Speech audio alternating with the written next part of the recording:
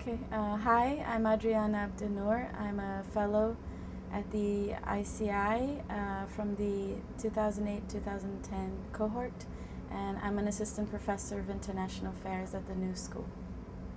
Great, thank you. Thank you for coming. Thank you for having me.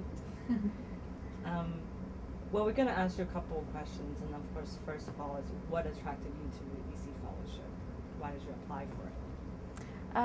I applied for the fellowship for a couple of reasons. First, in terms of my own work, I'm an urban sociologist and I work comparatively across regions. And my recent work has been in Brazil and in South Africa. So I'm interested in how urban dynamics have been changing with globalization, particularly in emerging economies. And China and India were sort of a natural next step, given the rapid social change in both places. And the second reason really was the opportunity to collaborate very closely with both scholars and activists from those two places. We don't have that kind of opportunity very often, so it really seemed unique. Have you been to India, China? Can you just put your other bit? Is it getting to the camera? There's a. How about this? Yeah. Is that better? Yeah. Thank you. What? Are my legs in the camera? No, that's Okay.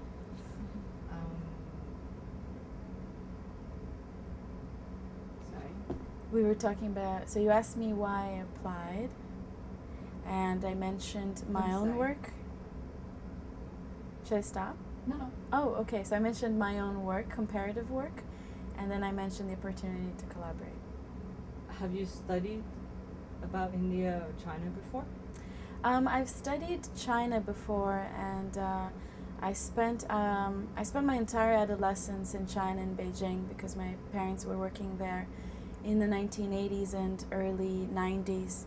And I finished the equivalent of high school in China, and then I came here to this country to attend university. And I ended up being an East Asian Studies major. And I went back to Beijing for a year when I was a junior in college to experience China through the eyes of a student as opposed to the eyes of the child of a diplomat. So I have studied China, but it's been a while, and I'm really excited to go back and catch up on the literature on China and also see firsthand some of the changes, especially in the urban areas. I've never formally studied India, so that's completely new and exciting for very different reasons. So I've been trying to read in preparation for the trip that I'm taking this summer, and you know, it's a huge topic, so I'm trying to bite small pieces at a time. And what do you hope to explore during the three-country collaboration for the next 2 years? Well, in terms of my own work, I'm looking at how globalization is creating new pressures for government and the private sector to dislocate vulnerable populations. So I've specialized in urban evictions, and in emerging economies overall, you can see how the real estate market nowadays is creating these new pressures for evictions. So I'm interested in the cases of India and China because the government structure and the political spaces for contestation are so different. So that's how that fits into the work that I've been doing comparatively. In terms of the collaboration, well, that's been shaping up through the first residency that we had in Long Island. And I'm working with two separate groups. The first one is very directly related to my own work. I'm working with Jian Yi and Ji Sung on slums in India and also in China, and we're still in the planning stages of doing a small documentary about how young women adapt to their circumstances and try to overcome certain obstacles. The second group is about border security. It's completely outside my area of expertise. I literally walked into one of the rooms during residency, and Lily and Mahendra Lama were having a conversation about border security in Northeast India. And I jumped in with a couple of comments about the Amazon. Since I'm from Brazil, I'm familiar with the topic in terms of the Amazon. And they instantly said, well, why don't you join our group, and perhaps you could help to give us a Brazilian perspective on this topic. So then we came up with this project, which we hope will turn out to be an edited volume with papers about India, China, and Brazil on border security. So I'm working on two very different projects, but I think that's one of the exciting things too, is the opportunity to expand beyond urban evictions, which is my area of expertise, and do something a little bit different through this collaboration. Can you say a little bit more about the first residency? What was your experience like meeting the other 5 India fellows and the other 5 China fellows? So the residency was a very intense experience over, I guess, 2 weeks, part of which we spent in Long Island, pretty much enclosed in a mansion, having these very diverse conversations. Meeting the fellows has been absolutely fantastic. The Indian fellows, in the sense that I'm very new to this, and these were 5 prominent scholars and activists who really have given me, I think, a very diverse introduction to Indian society and politics. The Chinese fellows have also been very interesting, partly because I've never had the experience of talking so openly with scholars and activists from China. Even though I lived in China for 5 years and then spent part of university at Beijing University, that was always under difficult circumstances, and that always placed obstacles in the sense of being able to talk about politics in particular. So that's been fascinating. Also because some of the fellows are more or less my age, the younger fellows are, and so being able to hear about their experiences of China has been really, really fascinating, and very enlightening, I think, also in terms of my own understanding of China. So this is, even though I'm going back to China, it seems very, very new and fresh.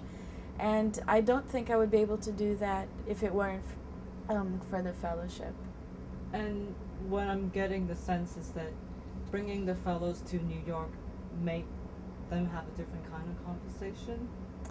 I think so. I think that being outside of China and India right now on, I don't know if we can call it neutral ground, but in a third location, has the advantage of providing us with this sort of fresh slate to have these conversations. And it's going to be really interesting to see how they progress as we have not only the residencies in China and India, but also the trips that I think most of us are going to take to those places.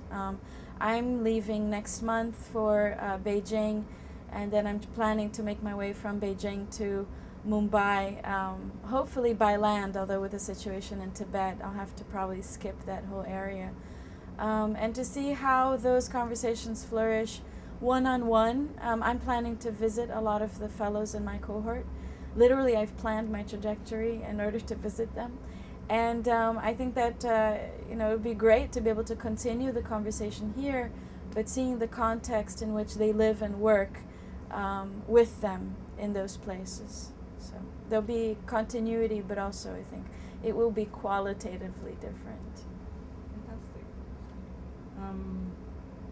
What about you as a faculty member at the new school for the next couple of years while you're as a fellow? What are the kinds of things that you plan to do specifically as a faculty member? Related to the fellowship? Well, in terms of my own research, there will be a vast geographical expansion of what I do because I'm now bringing China and India to this comparison with Brazil and South Africa, and that's occupied me for the last 6 years. So I think that's also going to reflect in my teaching. For instance, I'm designing a new course for the fall. It's a graduate course called The City and the Environment, where we look at issues of sustainable development and environmental degradation. And originally I had planned the course as basically a comparison of Brazil and South Africa, bringing in some case studies from the US.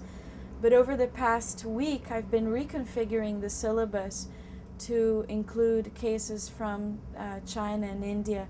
And as a matter of fact, I've been in touch with some of the fellows in my cohort and also in the previous cohort to identify case studies and ideally be able to also work with students in India and in China on environmental issues. So this is in the works right now. We'll see how far we get, but when I'm in Beijing and when I'm in Mumbai in June, I'm hoping to have more conversations with the fellows there, gather some materials and include them in the syllabus that I'm revising as we speak. So that's exciting to be able to alter my own courses and the collaborations that I've set up, even here at the new school, for instance, with Parsons. So everything is in flux as a result of the fellowship already. Great. Is there any more you'd like to say about the aspirations you have, on a professional level, at the new school or outside, about what the fellowship is for you at the moment? Well, one other aspect of the fellowship that's very exciting for me in particular has to do with my Brazilian origins. And so I am from Brazil, I'm from Rio de Janeiro. A lot of my research has been on Brazilian favelas. And there is right now tremendous interest in Brazil, in India and in China. I think that people in Brazil, not exclusively in Brazil, but of course my experiences with Brazil, are increasingly willing to look to India and to China as partners in a dialogue about development that doesn't necessarily always go through the so-called North, such as the US and Europe. And it's a little bit different from the non-alignment movement from the 60s and 70s that had a very kind of autarkic connotation. I think this dialogue is a little bit more pragmatic now. But I'm hoping to help form bridges also, not just between China and India, but also with Brazil, because I think that there's a lot to be explored there, and certainly there's just tremendous interest in Brazil. So I was in Rio de Janeiro in January, to give you an example, and I always go to visit the main universities to keep up my contacts there. And they were very, very interested and excited by my participation in the fellowship. So we've begun talking about the possibility of holding maybe a week-long workshop in Brazil and having some of the fellows and other scholars who are interested in the linkage between Brazil, India, and China come to Brazil. We have to figure out the logistics and find funding to do this. But I think that will help to form a network of scholarship and activism that goes even beyond India, China, and the US. So for me personally, that's very exciting on a number of levels. Fantastic. That's good. Thank you. Okay, Thank you. that was it? Yeah, anything else you want? Anything else you want? No, not yet. It's fantastic. So Okay, it's a little bit I feel very awkward with the camera. It was great. I mean, Okay, but hopefully felt there'll be very some natural. material. Yeah. Okay, great. All done? Yeah, anything else you want to say? Again, no. we But covered a so- lot. Yeah, we cover a lot. I mean, this is fantastic. Well, I guess I'll add one more thing that's not so professional, and that's that, of course, in addition to the professional opportunities that come with this, are the real friendships that already have begun to form.